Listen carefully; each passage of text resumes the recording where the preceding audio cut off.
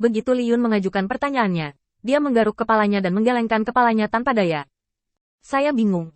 Bagaimana Sai Lao bisa pergi? Bekas desanya telah menjadi bagian dari kuil penguasa cahaya.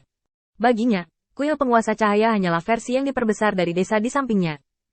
Yang paling penting adalah kepercayaan dan kesetiaan Sai Tua kepada penguasa cahaya tidak dapat diubah. Setelah mendapatkan kembali kebaikan hidup baru, Sai Lao menggunakan tindakannya untuk membuktikan bahwa dia tidak lupa. Selama dia belum mati, dia pasti akan kembali bersama ketika penguasa cahaya kembali. Kamu bilang, akankah Lord of Light menghukum kita atas apa yang kita lakukan? Matt menatap Li Yun, pipi metaliknya membentuk senyuman. Ada apa? Cukupkah kuil Lord Cahaya akan berubah karena ini, bukan? Li Yun menggelengkan kepalanya dan menghela nafas lagi. Sekarang tinggal 3 orang lagi. Li Yun, Matt dan Zhao Wuling. Sebenarnya cukup sulit bagi 3 orang untuk bergabung untuk menghadapi kelinci ini. Terutama karena mereka kesulitan menjaga kecepatan satu sama lain.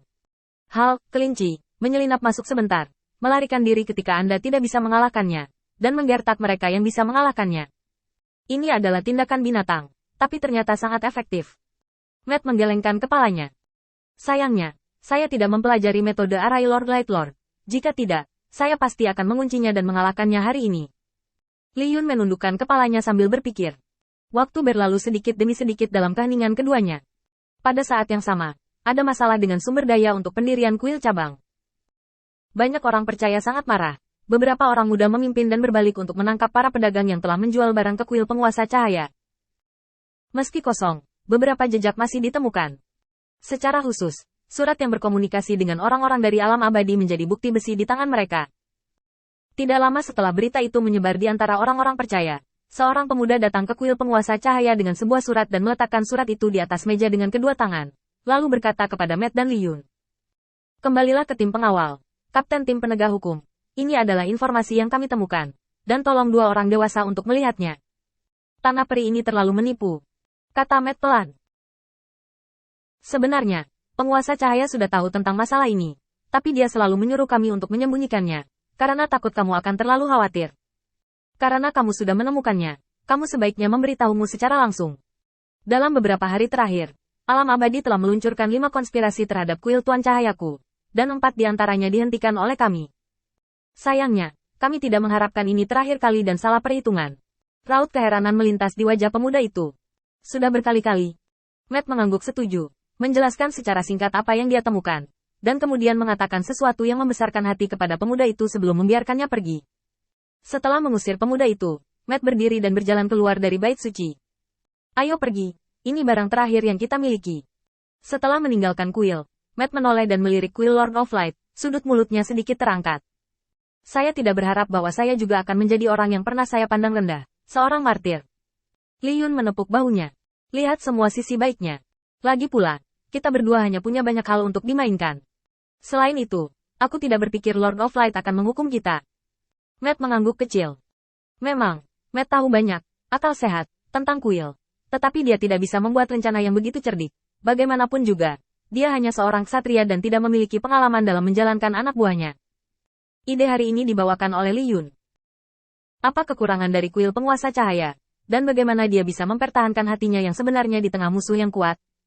Dia, penguasa kota yang telah ditekan oleh binatang guntur, memiliki kualifikasi untuk berbicara. Kuil penguasa cahaya hari ini tidak seimbang, dan sulit bagi mereka untuk memainkan peran mereka sendiri di bawah ancaman alam abadi. Oleh karena itu, Li Yun membantu mereka untuk menganggap alam abadi sebagai lawan, daripada sudut pandang naif bahwa mereka masih memiliki sedikit kasih sayang untuk alam abadi.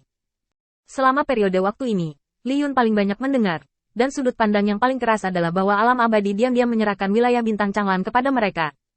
Siapa yang akan begitu baik? Berikan wilayah Anda kepada orang lain? Di depan sejumlah besar orang di kuil penguasa cahaya, ada banyak orang yang mempercayai pernyataan ini. Inilah yang membuat Li Yun mengambil keputusan dan memberikan pemahaman yang jelas kepada orang-orang percaya ini. Li Yun terlalu jelas bahwa faksi tidak memiliki lawan, dan hanya mengandalkan kesadaran diri internal. Jika Anda ingin mencapai lompatan ke depan, itu tidak diragukan lagi adalah mimpi. Dan itu adalah mimpi musim semi dan musim gugur. Sekarang Li Yun telah menemukan lawan yang cocok untuk para penganut kuil penguasa cahaya. Setidaknya kuil Dewa Cahaya tidak akan kendor seperti sekarang ini.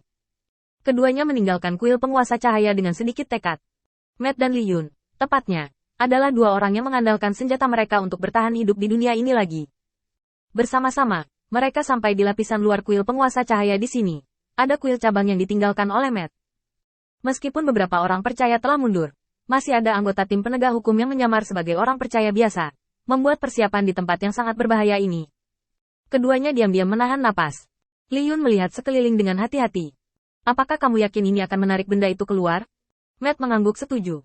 Kamu dapat yakin, bahkan jika dia memiliki beberapa kebijaksanaan, bagaimanapun juga, binatang buas adalah binatang.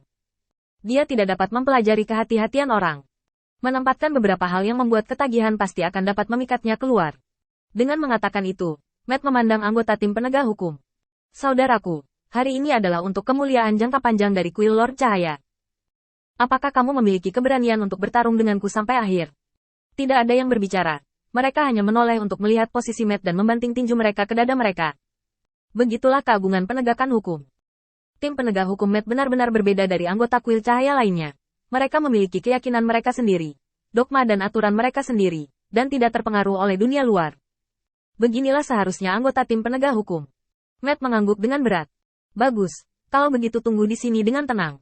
Sejujurnya, anggota tim penegak hukum itu sendiri harus menjadi bagian yang paling rawan kesalahan dari kuil penguasa cahaya.